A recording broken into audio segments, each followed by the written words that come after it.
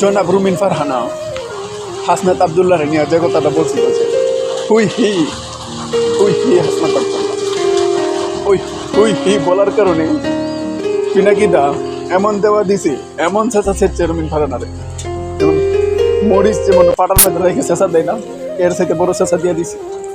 হুই হি হাসনাত আবদুল্লাহ। তার জবাবটা পিনাকিদা কি বলছে আপনার শুনে। শেখ রুমিনুর রহমান, তুমি যে গর্ত থেকে প্লট বলে চিৎকার করে দিয়েছিলে, ওইখান থেকে তোমাকে উদ্ধার করেছে হাসনাতরা।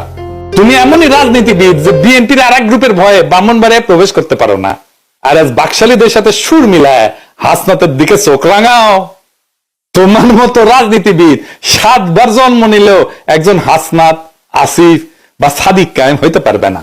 তোমার ইন্ডিয়ায় যে বিধানসভা নির্বাচন করা লাগবে হাসিনার মতো, তোমারও ইন্ডিয়া পলান লাগবে। আমি কলে দেখতে পারিছি একেবারে চোখে চোখে।